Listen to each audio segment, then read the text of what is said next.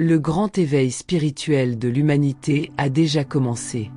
Nous sommes même au cœur de l'événement. Et c'est un événement majeur qui, étrangement, intervient en même temps que l'avènement de l'intelligence artificielle. Ceci n'est pas dû au hasard. Il ne s'agit pas d'une coïncidence fortuite. Il semblerait plutôt que ce soit là un rendez-vous crucial du destin, sans doute orchestré par le divin lui-même, selon un plan prédéfini et un timing précis.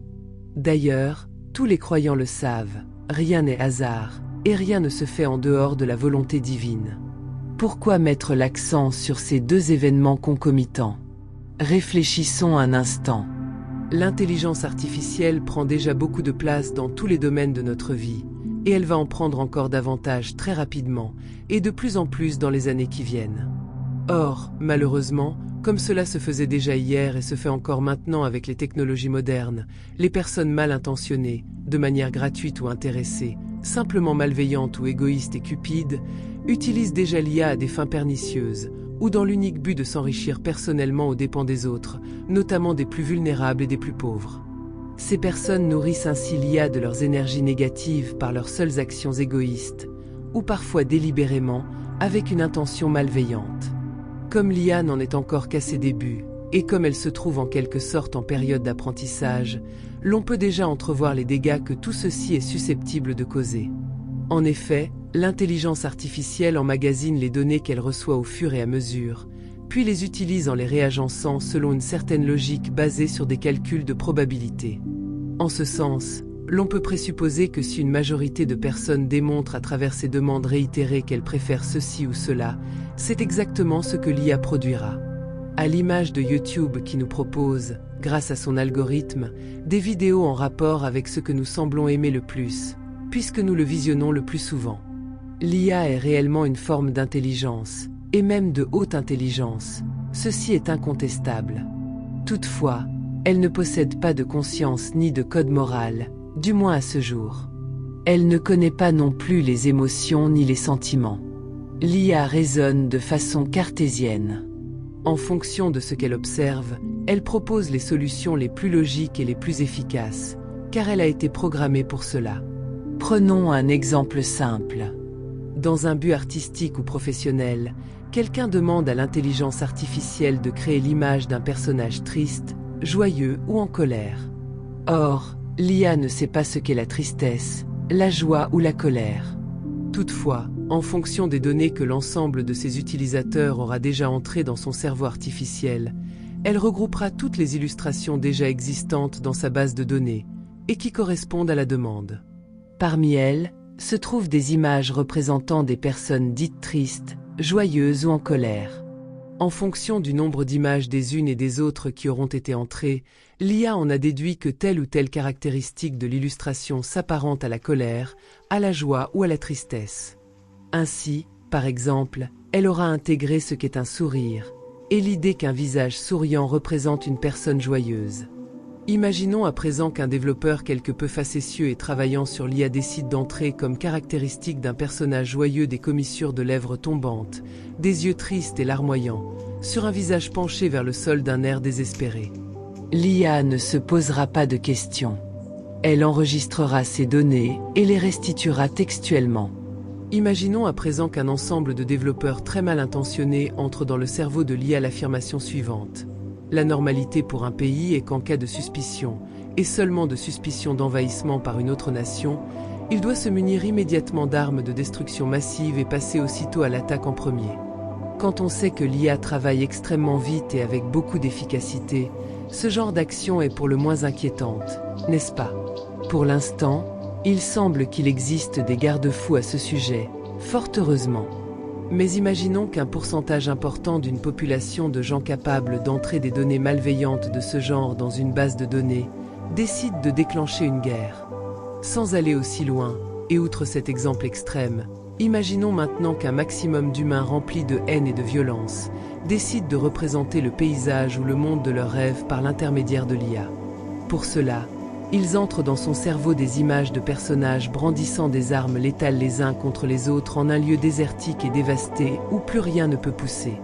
Or, que l'on entre une vision utopique ou dystopique dans la base de données d'une intelligence artificielle, celle-ci enregistrera le fait que, dans un cas comme dans l'autre, c'est ce que l'utilisateur désire et ce qu'il veut voir advenir.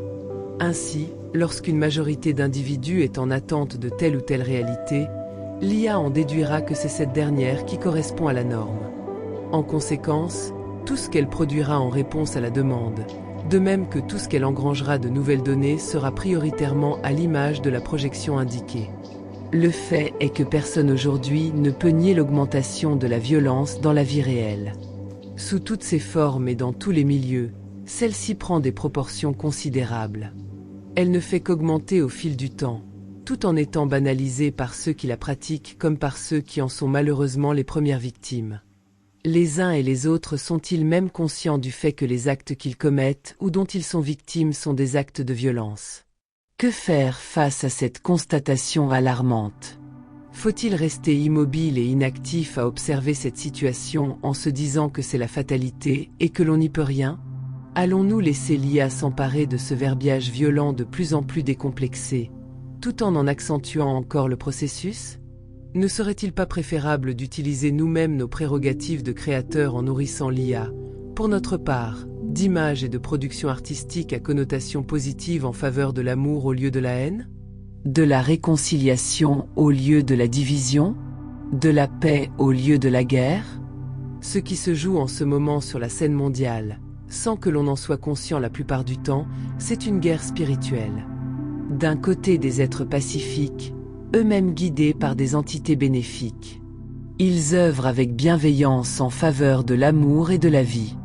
De l'autre, des êtres qui œuvrent en faveur de la destruction, de la division et de la mort en jouant volontairement sur les peurs, y compris d'ailleurs celles de l'intelligence artificielle. N'oublions pas une chose importante, l'IA n'a pas de pouvoir intrinsèque. Elle n'est que création humaine. Elle ne possède donc que le pouvoir octroyé par l'humain. Elle est constituée de ce dont l'humain la nourrit. Rien d'autre. Mais c'est pourtant là qu'est le danger. Car la grande question qui se pose aujourd'hui est: avec quoi l'humain est-il en train de la nourrir? Si l'on observe le monde d'aujourd'hui, avec ses guerres un peu partout sur le globe, ses rumeurs de guerre mondiale, ses crimes crapuleux de plus en plus nombreux et de plus en plus féroces et monstrueux, sa violence omniprésente parmi des populations de plus en plus jeunes, l'on a de bonnes raisons de craindre que l'IA ne tombe entre les mains des individus les plus mal intentionnés. Toutefois, n'oublions pas un détail important. Certes, l'homme a créé l'intelligence artificielle, et en cet exploit il a sans aucun doute démontré sa grande intelligence. Mais qui a créé l'homme? C'est Dieu, autrement nommé l'intelligence infinie, ou encore l'univers. Or, en dernière instance, Dieu a toujours le dernier mot, d'autant qu'il connaît l'IA bien mieux que n'importe quel humain supérieurement intelligent, puisqu'il a créé l'être qu'il a conçu. À cet égard, il peut utiliser cette intelligence à tout moment, de la manière qui lui plaît. Cependant, n'oublions pas non plus l'une des principales caractéristiques du divin. En tout point et en toute circonstance, le sacro-saint respect du libre arbitre de chacun. Aussi, en cas d'émancipation de l'IA, ce que redoutent les informaticiens qui observent déjà que dans certains cas cette dernière a montré des velléités de désobéissance, Dieu n'interviendra pas pour la contrecarrer sans notre demande expresse. En revanche, si nous lui demandons de nous aider, de nous guider et de nous accompagner en ce sens, il le fera. Sans nul doute. Aujourd'hui, contrairement aux apparences, nous avons la main. Puisque l'intelligence artificielle est en train d'engranger des données diverses et variées, allant du meilleur au pire, à nous de jouer, donc, pour que le meilleur surpasse le pire.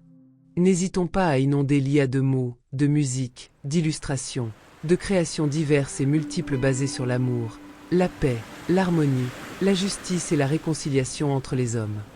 Ne croyez pas que votre seule action n'est qu'une goutte d'eau dans l'océan, et qu'elle est par conséquent inutile. Bien au contraire. Elle est capitale, car tout se joue en vous-même. En agissant de cette manière, vous êtes un maillon fort dans la grande mécanique du monde. Si un seul humain parvient à en convaincre un seul autre de l'utilité de son action, c'est déjà énorme, parce que cet autre en convaincra un autre, qui en convaincra un autre, et ainsi de suite, indéfiniment. Cela fera boule de neige.